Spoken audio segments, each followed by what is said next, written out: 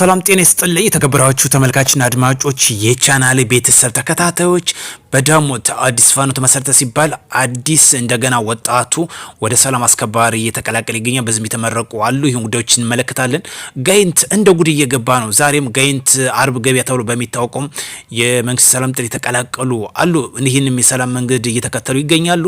ጠቅላይ ሚኒስትር ዶክተር አብይ በትናንትናው በተላለፈው የአየር ትርኢት 3 አንኳር ፖይንቶች ወይም ደግሞ ሀሳቦች አሉ። በተለይ በጠቅላይ ሚኒስትሩ ሴክሬታሪ ኦፊስ በተለቀቀው መረጃ መሰረት እነዚህን አስደምጣችኋለሁ።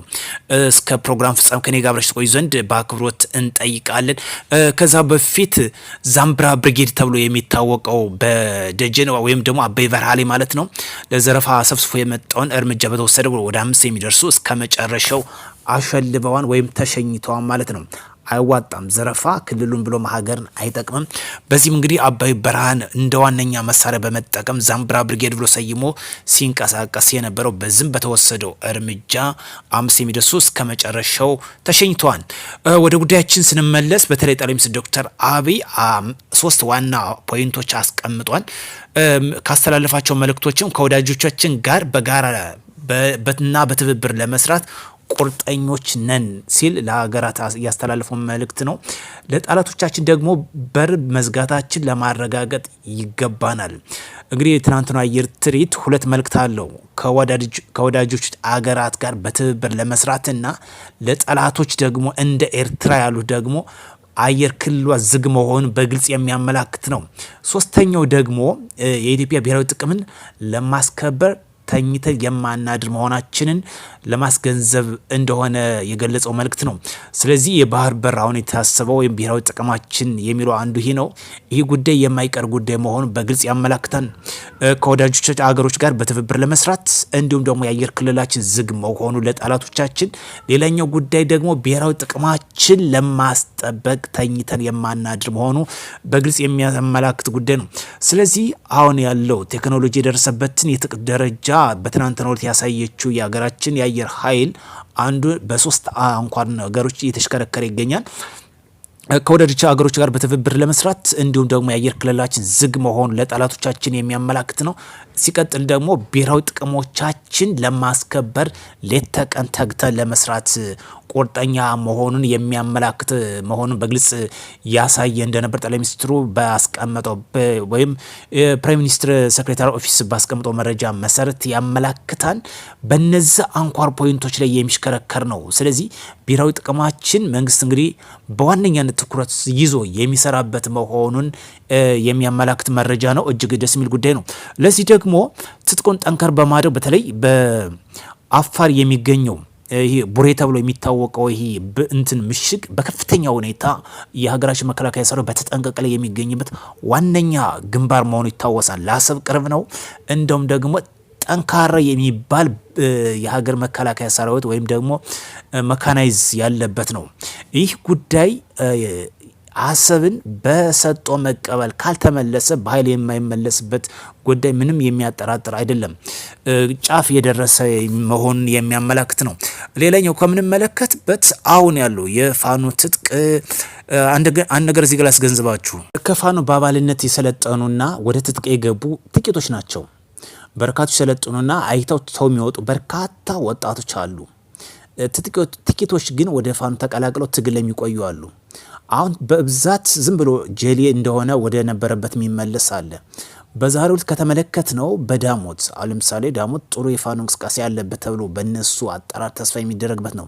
በዛሬው ዕለት ጥር 17 2018 እሁድ ቀን በርካታ የሰላም አስከባሪ የተመረቀበት ቀጠና ነው። ስለዚህ ወጣቶች አሁን ወደ ሰላም አስከባሪ በይፋ እየተቀላቀሉበት ነው። በዚህ ዳሞት ደግሞ በነዝናቡ ልንገረው በነዘመነ ካሴና አስረስ ማረ ይመራን ተብሎ ተስፋ የተጣለበት ይህ ወጣት በዛሬው ዕለት የተመረቁ ናቸው። የሰላም አስከባሪ ነው። በእጅጉ በርካታ ኃይል እየተቀላቀለ የሚገኝበት ጉዳይ ነው። ለዚህ ደግሞ በዛሬው ዕለት በይፋ እያስመረቀ ይገኛል። እጅግ ደስ የሚል ጉዳይ ነው።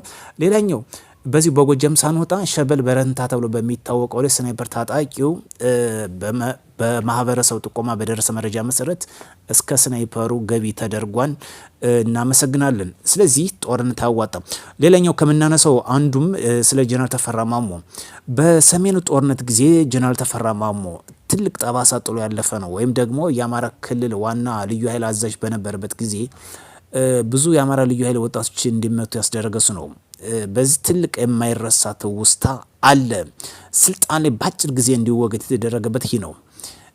ይህ ስንቶቻችን እንገነዘባለን፣ እናውቀዋለን። ይህ በትልቁ ቢሰመርበት መልካም ነው እንላለን። አሁን ኢትዮ ኒውስ በሚለው መረጃ ቀርቦ በሰጠው መግለጫ መሰረት የወደቀ ያረጀ ስልጣን እንደገና በአዲስ ሲነሳም ብሎ መከረውን የሚያይ ሰው ነው። ይህ ደግሞ የማይሳካልት ጉዳይ ነው። በተለይ ህወሓት ወደ ወሎ ባቀናበት ጊዜ በገንዘብ ስንቱ ወጣት እንዳስመታው ይታወቃል። ይህ በቀይ መስመር የሚሰመርበት ነው።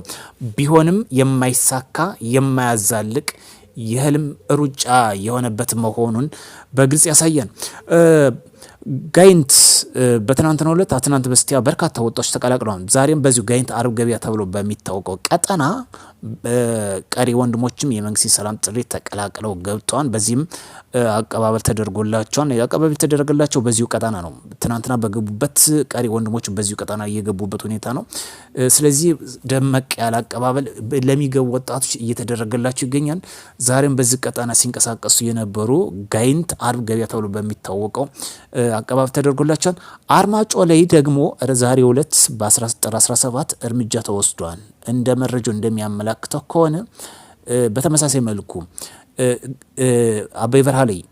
አባይ በረሃ ዛምብራ ብርጌድ ተብሎ የሚታወቀው ዘረፋ እንደወጣ በዛው ተሸኝቷል።